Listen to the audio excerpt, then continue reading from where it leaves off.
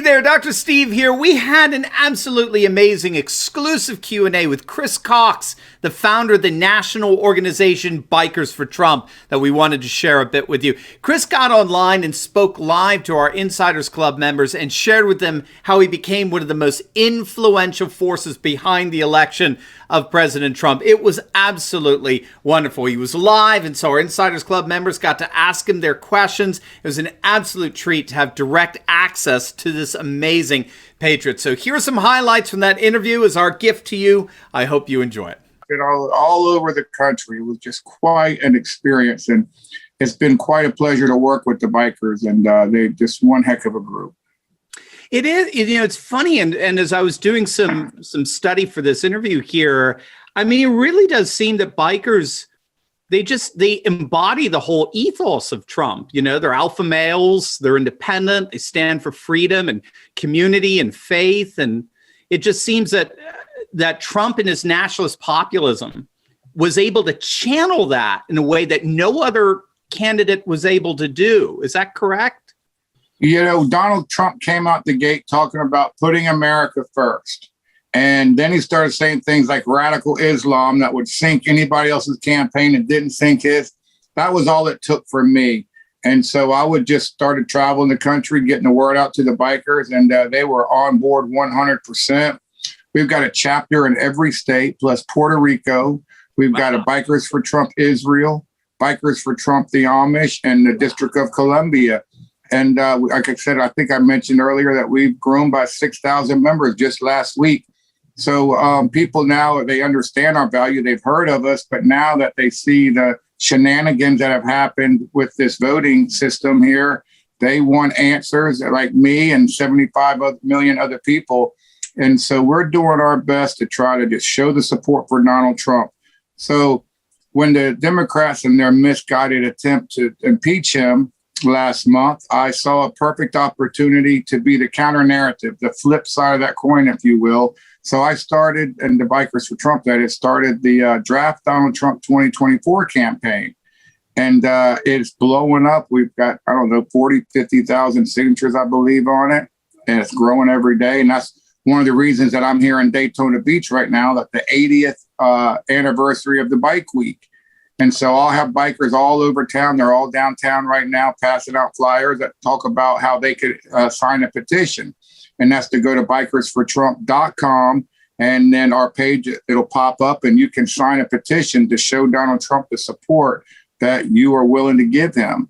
And then we'll hopefully get your email address so we can keep in touch with you and send you updates on what we're doing.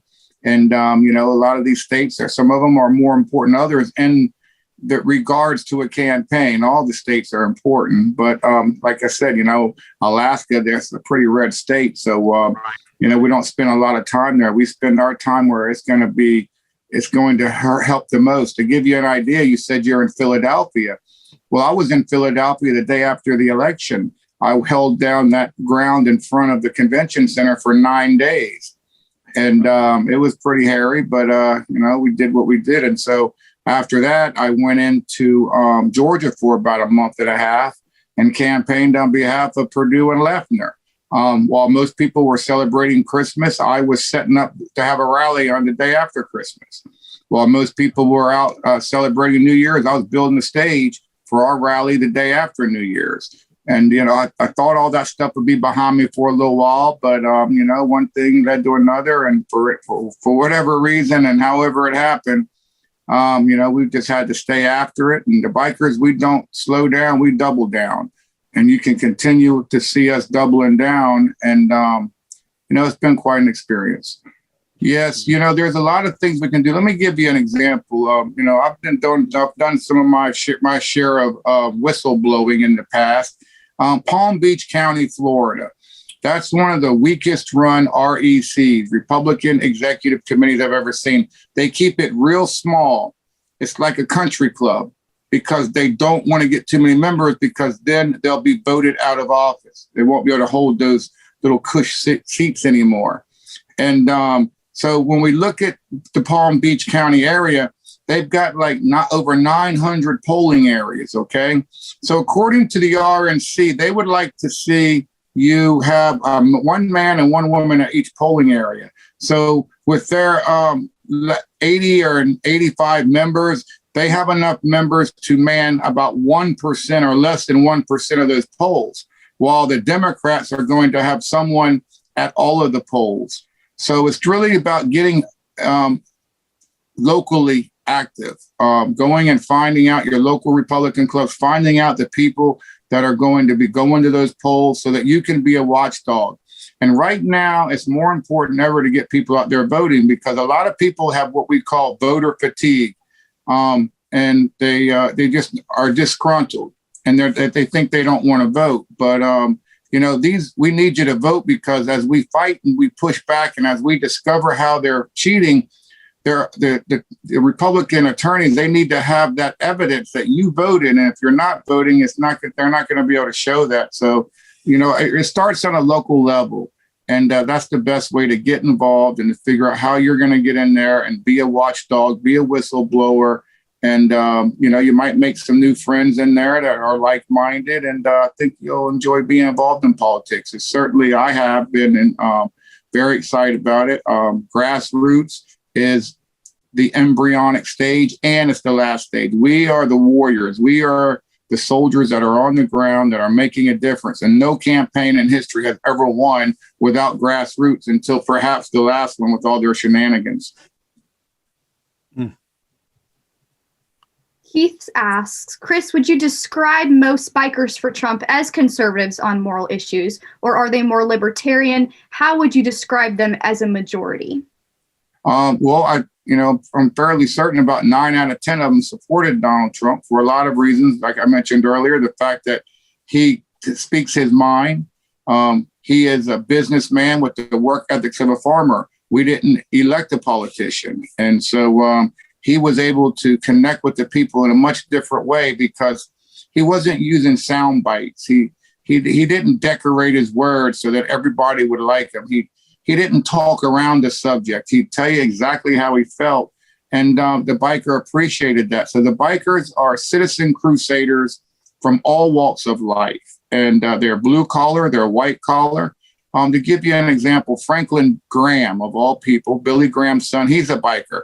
He has bike rides all over the country to raise money for children and disadvantaged children. Kyle Petty, the NASCAR guy, he's what they call a hamster, and he's got a ride from North Carolina and that goes up into maybe Alaska or something, I can't remember. But and then we got our blue collar guys. We've got the guys that are working their butts off and they're fortifying the boundaries of their families. These are the guys that might get a vacation every 3 to 5 years if they're lucky, because they're just working their butts off and they're trying to keep their heads above water. Then we got the veterans who were pretty disgruntled with everything because of the VA and the way they were treated. And then Donald Trump came in and he got some of the highest ratings that the VA ever had.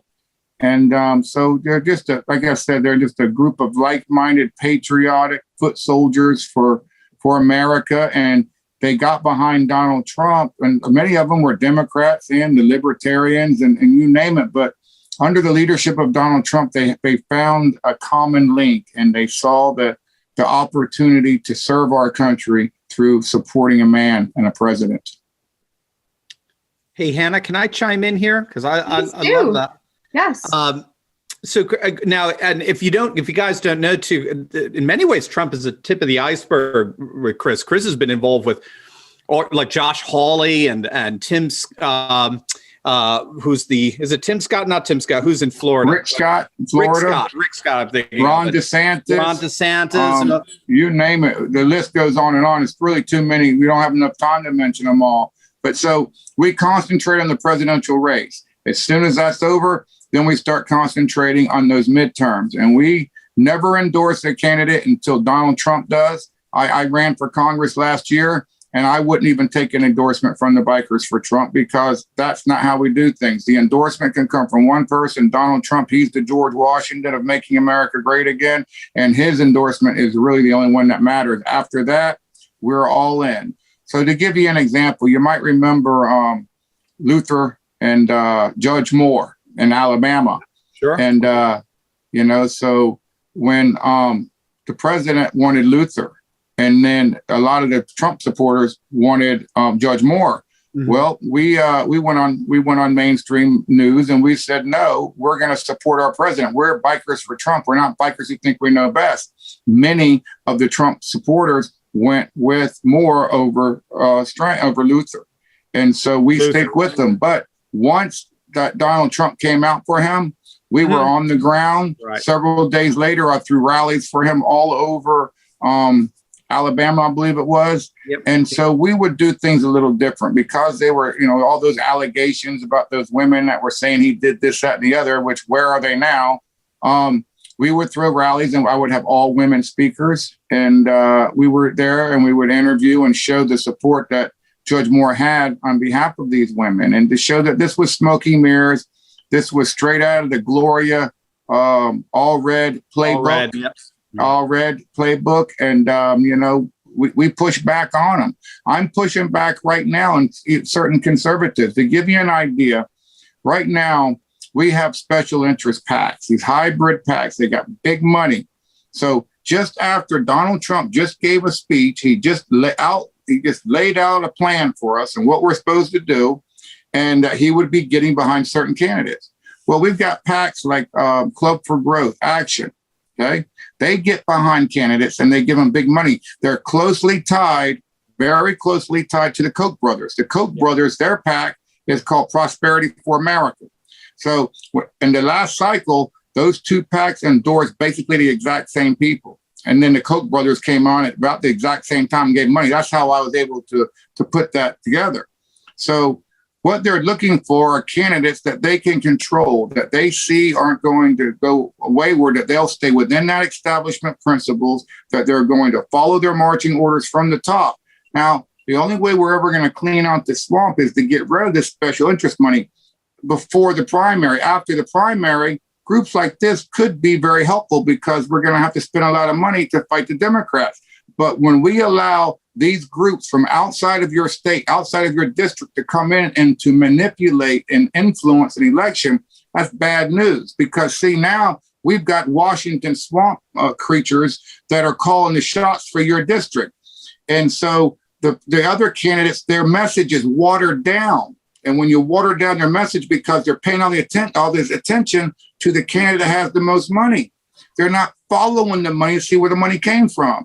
Right. So now we get these candidates in there and now they're bought and paid for. So to give you an idea, say that the Koch brothers, along with the Club for Growth Action, that they get behind 50, 60 candidates, say 20 of them win.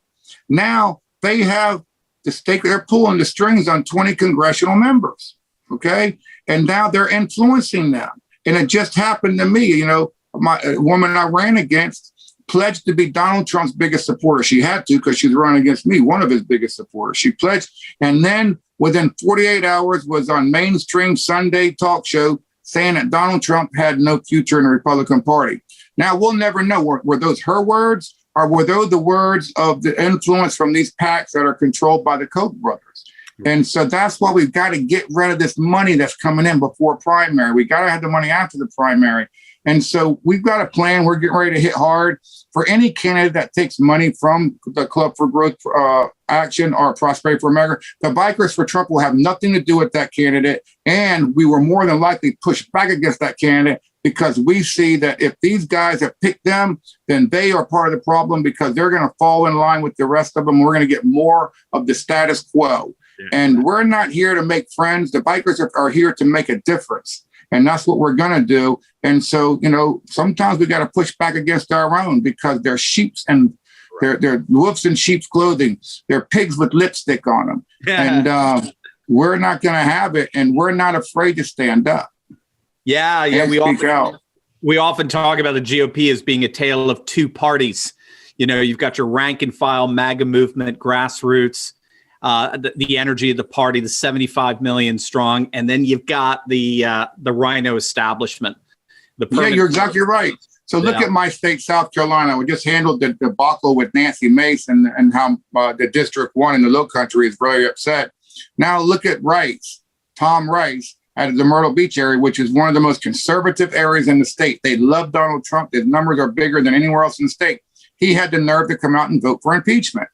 Okay. Was he following the will of the people, or was he following his own will? And as a congressional member, then you have, for every action, there's a reaction. Your reaction should be doing the political math on what your constituents want. And they're not doing that. And now let's look at Nikki Haley. She's changing her tune now after she went on Politico and made all those disparaging comments against our president.